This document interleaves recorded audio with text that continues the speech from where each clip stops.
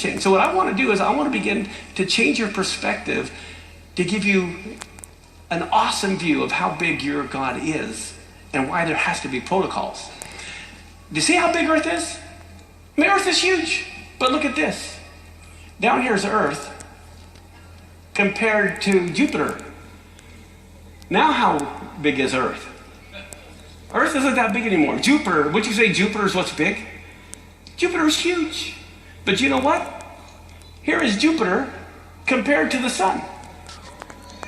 There's Earth. Where are you? all of a sudden this incredible shrinking feeling starts coming.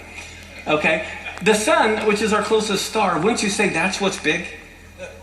As a matter of fact, to show you just how big the sun is compared to Earth, there's the Earth next to our sun. Here, let me help you. I'll make it a little bit bigger. Can you see it now?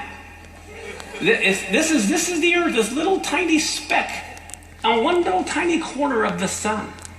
Our sun is so huge, it's just incomprehensible for us. But the sun is a consuming fire, isn't it? How close do we want to get to the sun?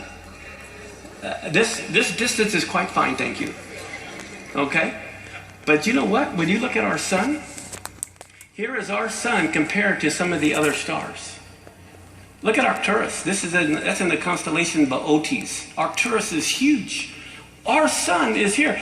Jupiter is only 1 pixel in size. Earth is now invisible at this scale. If you're on the star Arcturus looking toward Earth, ain't happening. You're not going to see Earth. Wouldn't you say Arcturus is what's big? Well, here is Arcturus compared to a couple of other stars. Look at Antares. The sun, our big gigantic sun, is only 1 pixel in size. Jupiter is now invisible. I don't know about you guys, but Aldebaran is one of my favorite stars. Aldebaran is in the eye of Taurus the bull. Here's the 7 stars of Pleiades. The 7 churches in Revelation is referring to the 7 stars of the Pleiades, which is within the Aleph, the bull, referring to God, and the Aldebaran is that star. But you saw how big Antares is here. Wouldn't you say Antares now is what's big? Well, let's take a look at, here's Antares compared to Canis Majoris. Canis Majoris is the big dog star.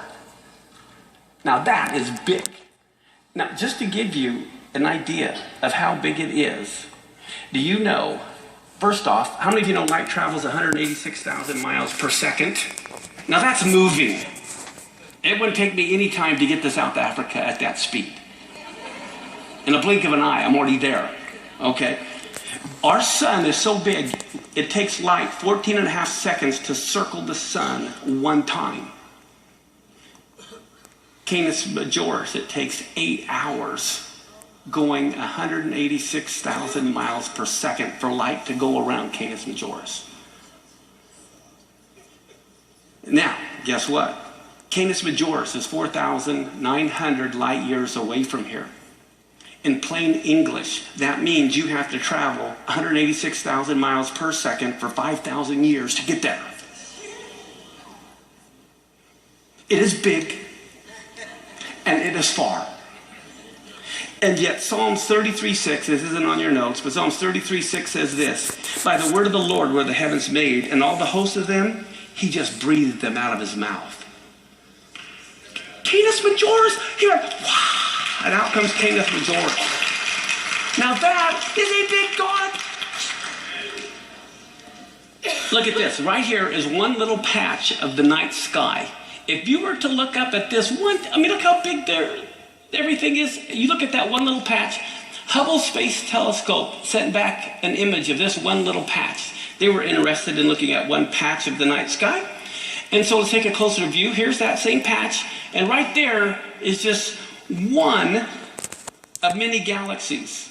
This is right here, just in this picture taken by Hubble Space Telescope, there are thousands and thousands of galaxies, each containing millions of stars, each one with their own planets. This is the galaxy is called UDF 423. Now you thought Canis Majoris was far away? This is 10 billion light years away. You have to travel 186,000 miles per second for 10 billion years. Okay, give or take a few seconds, yeah. Okay. Now, right here, look at this. This is our solar system, and here is Earth right here. You see Earth? Okay. You know, there's the sun and Mars, Jupiter, some of the planets. This is our little solar system.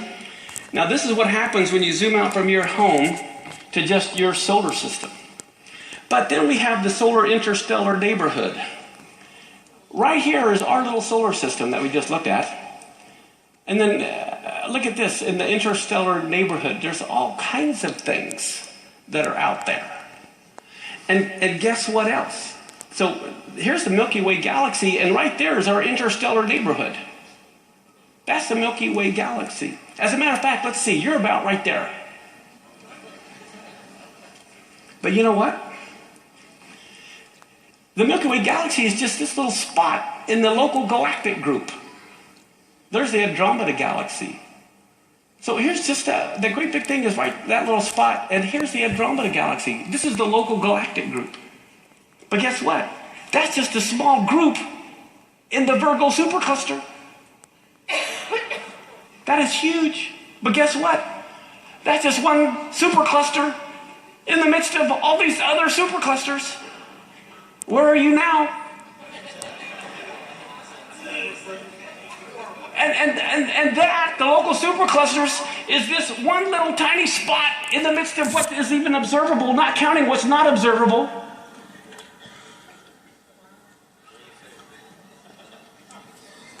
Now, these verses aren't on your notes, but write these down. Listen to this. This is Psalm 147:4. It says, God tells the number of all the stars. He calls them all by their names. He calls them all by their names. That's why we read about stars in the book of Job. You know, it talks about the 7 Pleiades, the 7 stars. It talks about Orion. It mentions Arcturus. And then listen to Isaiah 40, verse 12. It says, He is the one who has measured the waters in the hollow of his hand, and he meted out the heavens with a span. In other words, all the observable universe just fits within the palm of his hand. That is incredible.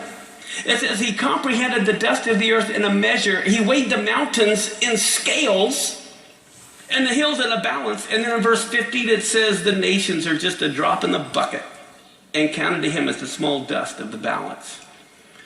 So let's go back to the universe. If you were God, you're way out there. Where are you? Well, let's go zooming back. Let's come back from outside of the observable universe. And we're getting closer to our little planet here. Let's find it. Here it's coming. Okay, and so we're getting closer. We're getting closer. We're almost back to Earth. We're zeroing in. There's Mount Rainier. And here we are.